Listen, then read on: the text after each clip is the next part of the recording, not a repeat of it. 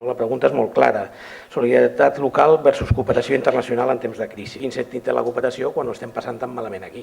I per tant, per què hem de donar recursos? Per què ens hem d'esforçar per pensar que hem de fer alguna cosa cap a fora quan tenim una sèrie de problemes que estan aquí? Quines són les conseqüències de la crisi? A nivell econòmic, la primera és que han desaparegut, com a mínim, les polítiques de cooperació. Et diuen, clar, però és que tot això és normal. Si no tenim per la llei de dependència, com vols que tinguem per fer cooperació cap a fora? Jo no sóc antimilitarista, en tot cas, ni defenso que no hi hagi... Però per què s'ha d'augmentar o s'ha de mantenir la defensa? Quina és la projecció, quin és el valor que pot tenir la defensa al costat de la llei de dependència? On estan les fronteres? Estan al Raval? Estan a Lampedusa, estan a Melilla, on tenim tota una sèrie de situacions, o realment estem construint un món amb dues velocitats on ens volen posar un dilema, que és el dilema de lo d'aquí o lo d'allà, però en canvi no tenim la capacitat de dir no, escolta'm, nosaltres el que volem és construir un equilibri. Els problemes de pobresa són globals. Tenim un informe d'Oxfam Intermón que demostra els paral·lelismes entre les polítiques d'ajust estructural de finals dels anys 80 i 90 a Amèrica Llatina, Àfrica i Àsia i les polítiques de retallades o d'austeritat aquí a nivell d'Europa. La nostra dignitat humana està íntimament lligada a que tothom tingui dignitat humana. La idea no seria enfrontar la solidaritat local vers la solidaritat internacional, sinó que hauríem de posar la solidaritat aquí i allí enfront d'unes altres despeses. A Catalunya el 24% dels nens segueixen vivint sota el llindar de la pobresa. Això vol dir que un de cada 4 nens és pobre. I això no és una fal·làcia. Es destina el 0,8 del PIB en protecció social i polítiques a Catalunya de la família, lluny del 2,1 de la mitjana de la Unió Europea. Podem permetre's aquestes xifres i veiem, no, és que no ens les podem permetre. Per què? Doncs perquè aquestes situacions vinculades a la pobresa en la família i en la infància impedeixen que els nostres infants puguin fugir del cercle viciós de la reproducció de la pobresa i d'exclusió socials que s'hereda de pares a fills. Per mi la solidaritat és un indicador de qualitat social. Assegurem sanitat, ensenyament, carreteres, seguretat, assegurem justícia social, assegurem solidaritat.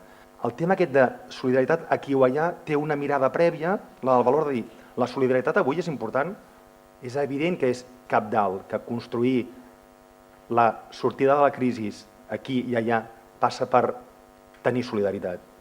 Per tant, hem de superar la mirada del conflicte del gestor del pressupost. I si anem a la base, al valor, volem una societat solidària? Clar que la volem i ens satisfà. En realitat, el dilema en una situació de crisi com l'actual és entre els pressupostos d'ajut social siguin a dintre o siguin a fora i, per exemple, els 80.000 milions d'euros que els evasors fiscals no paguen el fisc. Aquest sí que és un dilema gros. Aquells governs que creuen en la solidaritat són governs que a l'hora d'invertir molt en despesa social, alhora també inverteixen molt en cooperació. I al revés, els que posen pocs diners en temes, amb ajut intern, també el treuen de l'ajut exterior. Nosaltres, amb els països empobrits del sud, a vegades interactuem més fortament, des de les polítiques migratòries. Si ocupem un país i l'ataquem i el destruïm o no el destruïm, sigui Líbia o sigui Iraq o sigui el que sigui, o les polítiques ambientals que causem. Tenim una estructura d'organitzacions educatives que podem dir que la que tenim en aquests moments és la millor que hem tingut mai a la història d'aquest país. Però clar, és cert que el creixement de 3 dècades, al costat, compartint en el sector públic prioritats en aquestes polítiques, ha portat a unes organitzacions que a vegades s'han fet massa dependents. Hem de ser capaços de construir un tercer sector, de construir unes organitzacions educatives del segle XXI. No hi ha el dilema, o no hauria d'haver-hi el dilema entre social i de cooperació. Al final el que hi ha és un pressupost públic en els que es prioritza en funció d'uns valors.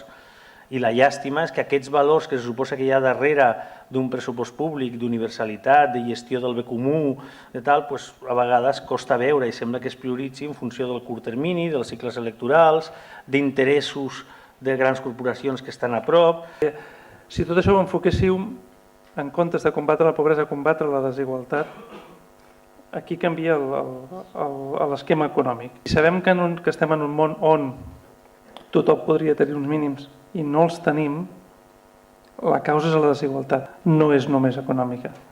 La desigualtat és d'oportunitats, la desigualtat és de gènere, la desigualtat és de capacitat de tenir arreu a tot el món. No? Òbviament cal incrementar el concepte, la manera, la responsabilitat social corporativa de les empreses, però no com un maquillatge, que sovint s'està fent, sinó la responsabilitat social real. Les empreses privades han de sensibilitzar-se i aquí, al tercer sector, tenim un paper important davant les necessitats dels diferents col·lectius, els d'aquí i els d'allí, i buscar la seva manera de col·laborar. Potser hem de trencar barreres també entre el que és el sector privat i el tercer sector, plantejant-nos que junts podem anar cap a algun lloc.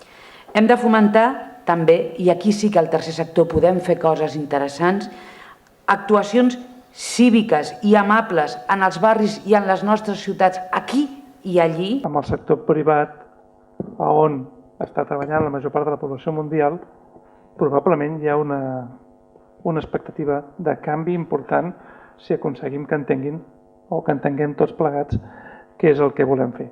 De totes maneres, sí que és cert que últimament, m'havien dit, heu d'anar al sector privat perquè us està fallant el sector públic. A veure, quan una empresa de l'IBEX em ve a dir que em finança una escola on sigui, jo prefereixo recordar-li que el 80% de les empreses de l'IBEX tenen un paradís fiscal. Probablement és molt més important que regularitzi la seva situació i que cotitzi el que ha de cotitzar que no que em financi una escola. Més que una època de canvis, el que estem vivint pel tercer sector és un canvi d'època. Vam veure un fa 30 anys i ara estem vivint un altre. A qui li importa el que fem? I com ho expliquem, i com ens relacionem, i com generem oportunitats de participació, d'implicació a les persones al voltant de les nostres entitats. La tasca d'incidència política de les entitats, d'analitzar el que es fa, vigilar, seguiment, acompanyar, posar en evidència, discutir quins valors hi ha darrere de les prioritzacions dels pressupostos. En aquest sentit, desenvolupar una cultura d'incidència política en les entitats també és quelcom que és construir futur de sector. Jo penso que més que parlar de retorn o rendibilitat hem de ser capaços d'explicar que aquells diners o aquells recursos s'han fet servir de la millor manera possible. Ens resulta molt senzill fer una escola perquè amb una foto podem explicar el que hem fet, i és evident, però resulta molt complicat dir que hem donat suport a un procés d'una comunitat en concret. I nosaltres sabem que l'impacte de donar suport a una comunitat va molt més enllà que el de tenir una escola. Avui estem en un canvi de paradigma, aquesta disrupció del públic que abandona l'àmbit de la cooperació i el deixa en les quatre molles, jo crec que ha estat massa bèstia i que per tant hem de ser exigents en dir això no és correcte. En aquest canvi de paradigma sembla que això, el banc dels aliments ben alt i els altres, oi, és que, què dius? El paraigües de la solidaritat és un paraigües que ens convida a tots. Abans nosaltres treballàvem pels pobres del sud i ara tenim que la incapacitat de les fronteres de l'estat-nació per aguantar certs fenòmens ha fet que s'hagi dispersat el sud i que tinguem sud, molt de sud, molt considerable entre nosaltres, i alhora hi hagi molt de nord allà on abans era el sud. El problema que volíem resoldre també està canviant perquè té molt a veure amb l'excusa de la crisi com s'apliquen certes polítiques. Cal exigir als governs l'adopció de mesures urgents i immediates per pal·liar aquestes situacions generades per la pobresa creixent en els països, en el nostre país, i també per continuar cooperant, per pal·liar les desigualtats cada cop també creixent que aquest sistema globalitzat ens està aportant. Ens cal activar la solidaritat, la local i la internacional. Persones, institucions, empreses, moviments socials, hem de prendre consciència de la complexitat dels problemes actuals i hem de buscar les mutacions necessàries i actuar.